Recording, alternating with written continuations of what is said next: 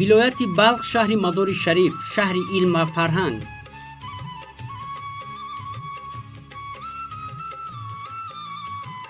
بلخ شهر تاریخی و مشهور افغانستان به شمار می رود.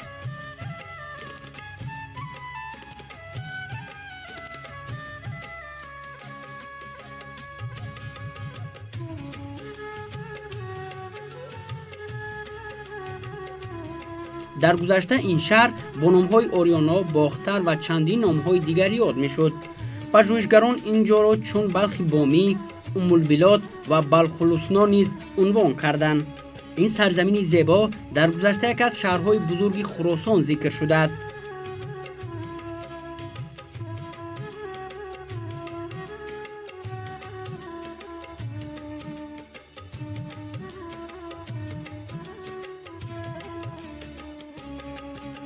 شهر مزار شریف مرکزی ولایت بلخ در شمال جمهوری اسلامی افغانستان واقعا هم یک از شهرهای زیبا و تاریخی جمهوری اسلامی افغانستان به شمار می رود و باید گفت که در قیاس به دیگر مناطق افغانستان امنیت در این منطقه خوب براه مانده شده است. باید گفت که در شهر مزار شریف وقتهای اخیر بناهای بلند آشانه قامت افروختند و زیبایی شهر را دوچه نموده است. همچنین در شهر کارهای ساختمانی، انشاءات‌های تعینات گوناگون ادامه دارد.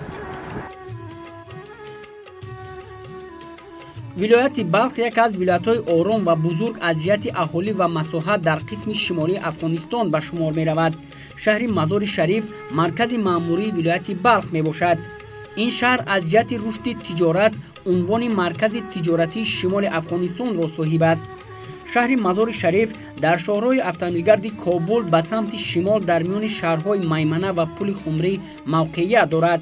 از سمت شمال با جمهوری تاجیکستان، ازبکستان و ترکمنستان، از طریق شرق با ولایت قندوز، از جنوب با ولایت سمنگان و سریپول و از غرب با ولایت جوزجان همسرحد می باشد. مساحت عمومی ولایت بلخ 17249 کیلومتر مربع را در بر می گیرد.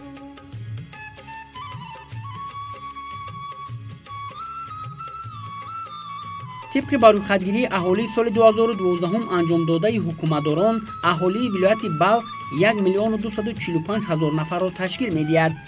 ولایت بلخ از جهت تقسیمات اداری علاوه بر شهر مزار شریف و بندر حیرتان 14 ولسوالی دارد.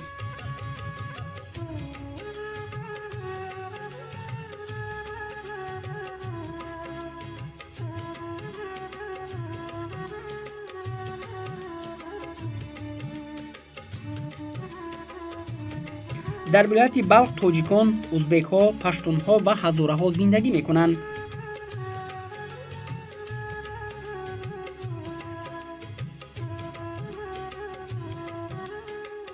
ولایت بلخ تاریخ زیاده از 6000 ساله قبل از اسلام دارد.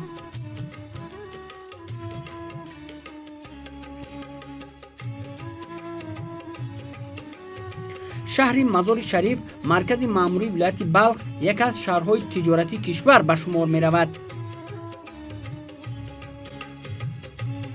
موجودیت بندر حیرتان و راههای بندری اقینه در مزار شریف رشد و انکشاف تجارتی شهر را دوچند کرده است. مزار شریف پس از شهرهای کابل، هرات و قندهار کلانترین شهر افغانستان به شمار می رود.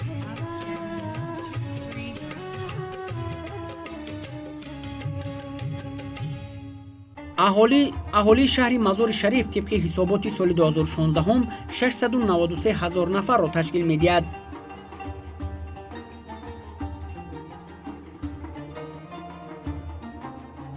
این شهر را به آن خاطر مزار شریف می‌نامند که آرامگاه حضرت علی در این شهر قرار دارد. مزار شریف در 15 کیلومتری قسم شرقی ولایت بلخ جایگیر می‌باشد.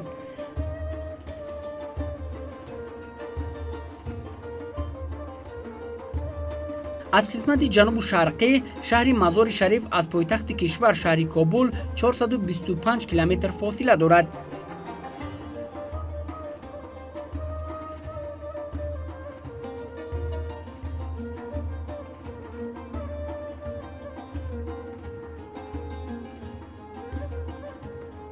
منطقه‌ای که نیزمان ما قرار داریم شاهراه افغانگرد کابل مزار شریف است و باید گفت که طریق این شاهراه ساکنان به ولایت‌های گوناگون قسمت شمالی افغانستان سفر میکنند و هر واسطه نقلیاتی که با این شهر وارد میگردد از نظارت کارمندان حفظ حقوق با مقصد تامین امنیت گذرانده می شود.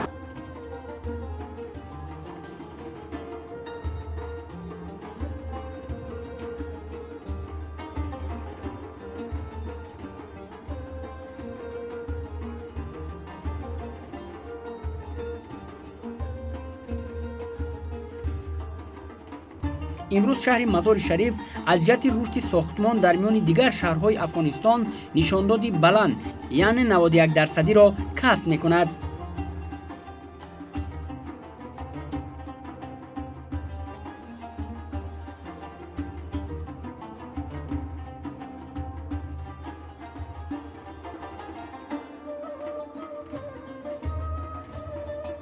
همچنین شهر بلخ در گذشته گذرگاه شاهراه ابریشم به شمار میرفت. راه ابریشم در افغانستان به دو شاخه تقسیم شد که فرغانه، سمرقند، بلخ، مرو و هرات را در بر میگرفت.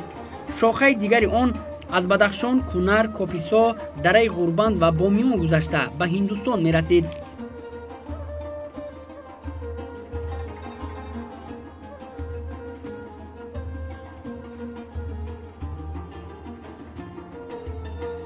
طی 4 سال اخیر در این شهر یک قطار بناهای زیبای زمانوی قامت افراختند.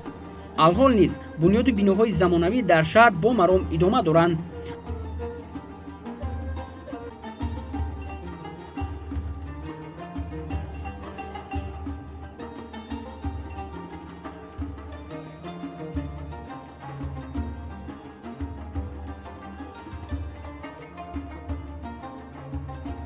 در مرکز شهر مزار شریف 20 چهارراه از جمله چهارراه‌های غضنفر، برکت، سلیم شهید، جاده مولانا جلال الدین محمد بلخی، چهارراه کمال نبیزاده، چهارراه نور، چهارراه کامگار، چهارراه احمدشاه مسعود و چهارراه فردوسی با تشبث سابق والی ولایت بلخ عطا محمد نور ساخته به استفاده داده شدند. منطقه که آن زمان ما حضور داریم چهارراه نور که به نام والی بلخ عطا محمد نور گذاشته شده است.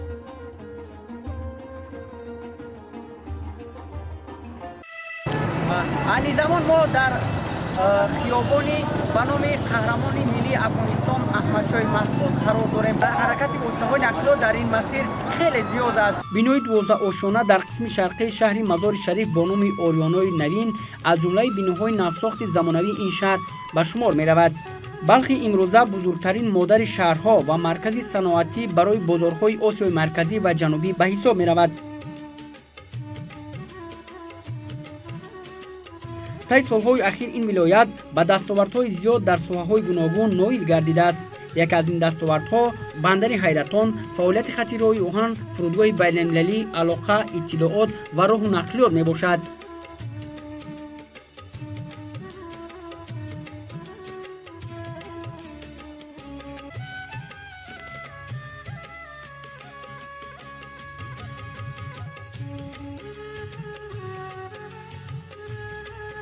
عین زمان ولایت بلخ خاصه شهر مزار شریف خانه امن برای حدود 2 میلیون اهالی منطقه محسوب می‌یابد.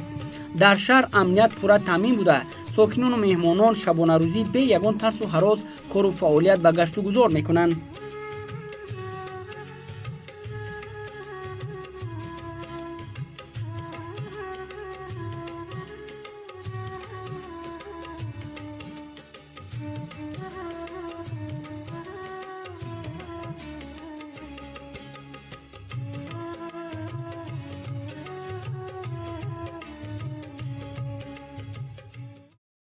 در شهر مزار شریف بناهای استقامتی بلندآشانه و مرکزهای فرهنگ و فراغتی خیلی زیادند.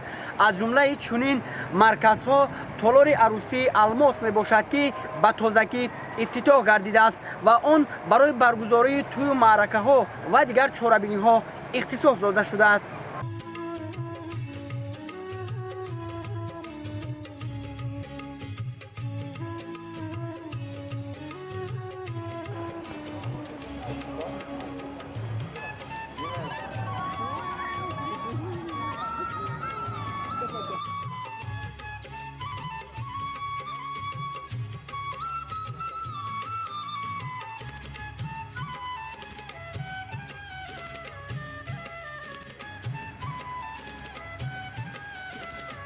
در این شهر آرام کنسولگری‌های یک قطار کشورهای خارج از جمله جمهوری تاجیکستان و 8 دانشگاه‌های خصوصی فعالیت می‌کنند که در آنها بیش از 50,000 نفر تحصیل علم دارند.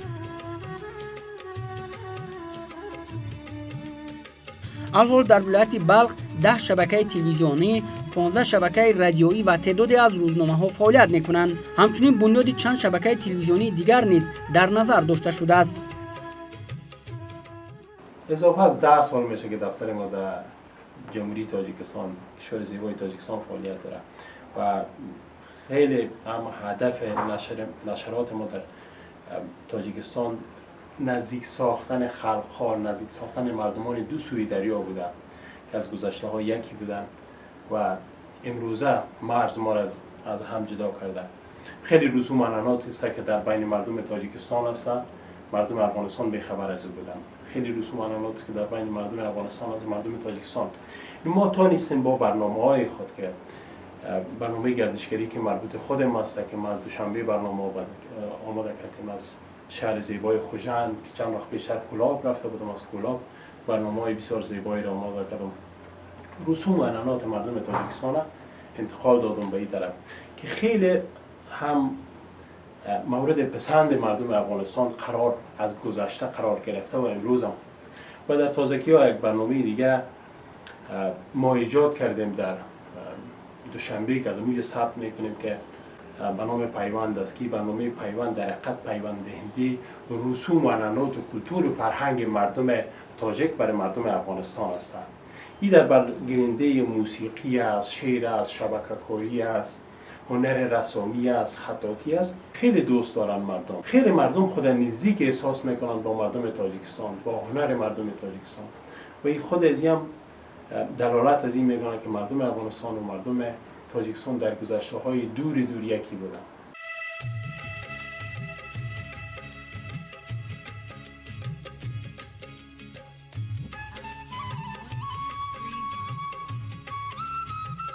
در این ولایت صنعت قالین بافی خیلی رونق پیدا کرده است. در اینجا زیاده از 60 شرکت به استحصال قالین مشغولند. زیاده از 20,000 اهالی اینجا از حساب قالین بافی تامین روزگار میکنند. 60 سال میشه که نمی کار هستم. شکر از کاروبار خودم راضی هستم. کاروبار من خوب است. ولایت ما آرام است. ولایت بلخ است. دیگه مردم از هر طرف از ولایت‌های دیگه میان اینجا. شکر به حضرت بسیار با آرامی زیارت خودم میکنم، میله خودم میکنم، چکر خودم میزنم، خرید و فروش قالین خودم میکنم، گلم و شال و گرم میکنم.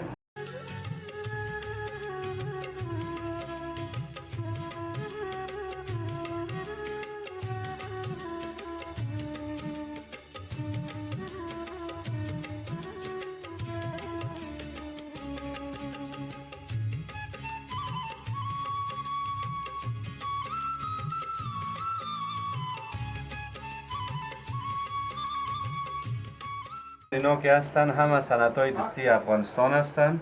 اینا سنگ میبینین، سنگ لاجورد است، از بدخشان، از پنجشیر، از همون طرف‌های شمال. این ظرف که میبینین ظرف لاجورد است، کاسه است. این سنگ همش از سنگ ساخته شده. همین چیزای افغانستان است. همینا که جور شده اینا از سابق باز بسیار چیزای انتیکایی که از سابق میمدن مردمو.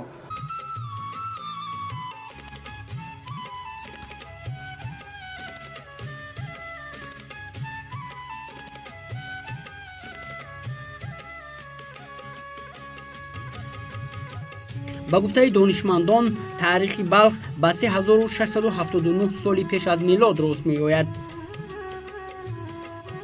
این ولایت همزمان دارای مکان‌های زیادی تاریخی و فرهنگی میباشد. تعداد زیادی مکان‌های تاریخی و سیاحی طی سال‌های اخیر از نوسازی شدند. همچنین در نتیجه گفتگوهای باستانشناسان در اینجا چندین یادگاری‌های تاریخی پیدا گردیدند. برج و دیوارهای مستحکم در بلخ از قدیمی بودن این شهر شهادت می‌دهند. دیوار بالاحصار بلخ، برج ایاران، دیژ بلخ، مسجد نوگنبد، خانه پدر مولانا جلال الدین بلخی، مسجد خواجه ابونصر پارسا، خواجه آکوشای ولی، رابعه بلخی و صدها اماکن مقدس در بلخ جای گیرند. اینجا بالاحصار قدیمی ام البلاد باستان می باشد. این قلعه قدیمی و مستحکم خیلی زیبا و دقت جلب کننده است. بینندگان گرامی، شما نخست برنامه دور عالم را از شبکه اطلاعاتی جهاننما تماشا نموده ایستادید. این زمان ما در موضع بالاحصار شهر بلخ افغانستان قرار داریم. با نقل بزرگسالان این منطقه در زمان هجوم چنگیزخان اینجا آتش زده شد و آتش سوزی 7 شبانه روز ادامه کرد و باید گفت تنها امروز از آن زمان یک دیوار گرداگرد باقی مانده است و خلاص. ناگفته نماند که موضع مذکور که قلعه بالاحصار نام گرفته است با مجمع تاریخی و فرهنگی شهر حصار تاجیکستان نیز خیلی شباهت دارد. دیوارهای اینجا 2550 سال پیش اعمار شدند. همه روزه صدها نفر ساکنان و سیاحان و مهمانان به این موضع تاریخی تشریف می‌آورند.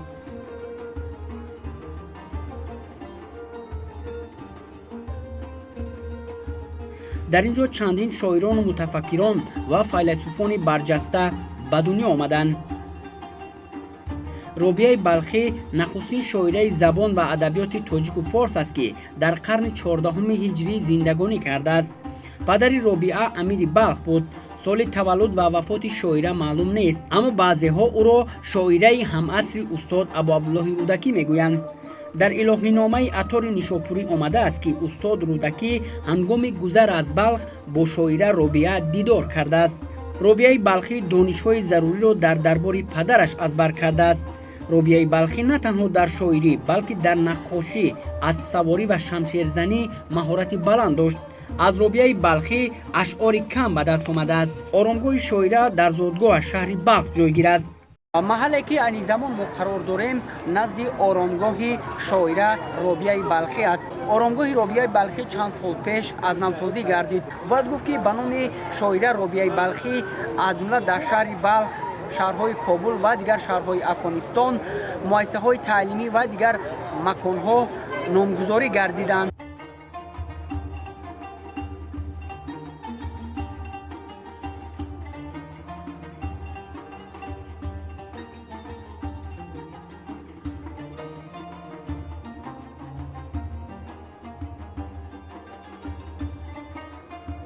طور گفتیم شهر بلخ دارای مکان‌های زیادی تاریخی و فرهنگی است و باید گفت که در شفت آرامگاه رابعه بلخی اینچنین آرامگاه و مسجد خواجه پارسا قامت افراخته است.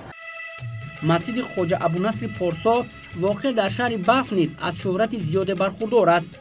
خواجه حفیظالدین ابونصر پارسا پسر و شاگرد عالم و صوفی بخارا خواجه محمد پارسا می باشد که سال 865 هجری قمری در بلخ درگذشته است. آرامگاه او در همین مکان قرار دارد.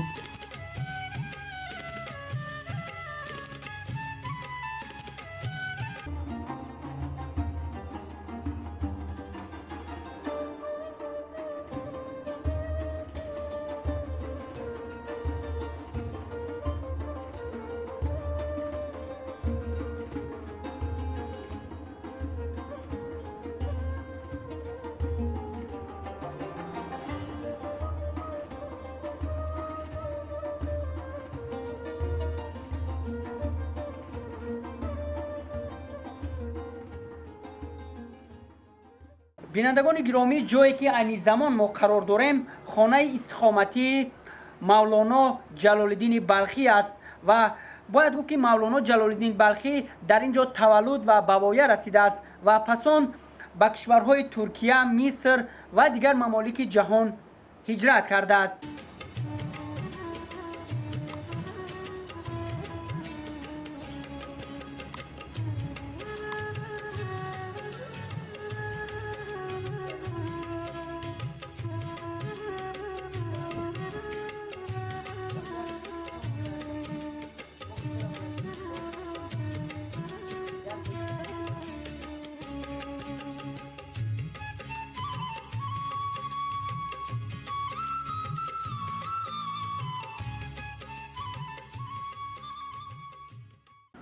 امروز به جایگاهی که جای تولد حضرت مولانا جلال الدین محمد بلخی که در اینجا تولد شده بود قرار معلوماتی که در تاریخ افغانستان تذکر یافته است. مولانا جلال الدین محمد بلخی در این کلبه که می‌بینید که فعلا به کلبه ویرانه شده شد 700 سال بیشتر در اینجا قبلا تولد شده بود و پدرش زادگاه همیشه بود و همراه پدرش همراه فامیلیش بودن.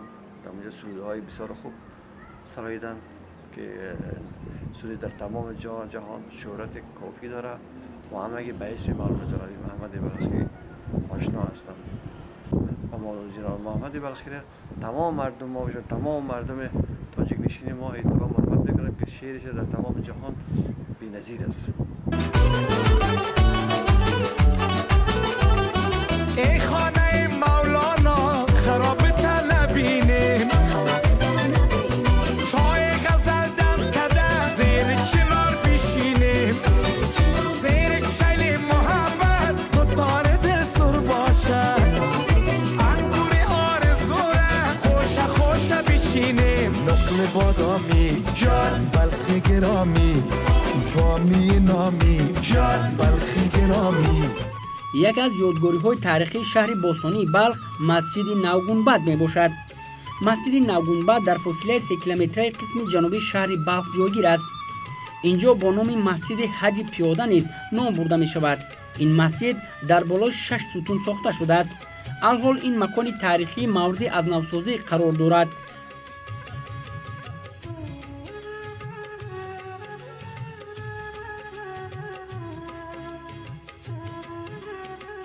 یادآور میشم که شما بیننده برنامه دور عالم از شبکه اطلاعاتی جهانما هستید. در ادامه سفر به شهر باستانی بلخ ما راه پیش گرفتیم سوی آرامگاه ملا محمد جان. باید گفت که این موضوع بعد آشکار شدن از جانب والی بلخ عطا محمد نور 4 سال قبل بنیاد گردید و امروز به مکان دوست داشته سیاحان و ساکنان مملکت تبدیل یافته است. باید گفت که ملا محمد جان در زمان شاه جمشید عمر بسر برده است.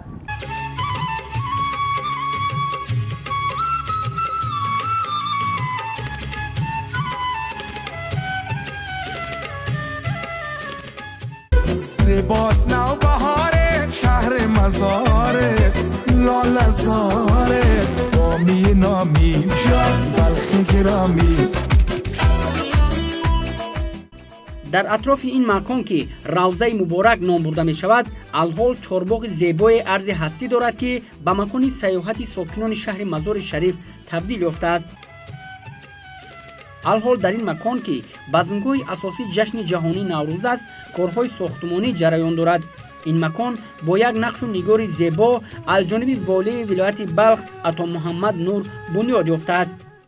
صلح و سلامی جان بلخ گرامی زیباست نو بهاره شهر مزاره لاله زاره بامی اما ما در نزد روضه مقدس واقع در شهر مزار شریف ولایت بلخ جمهوری اسلامی افغانستان قرار داریم.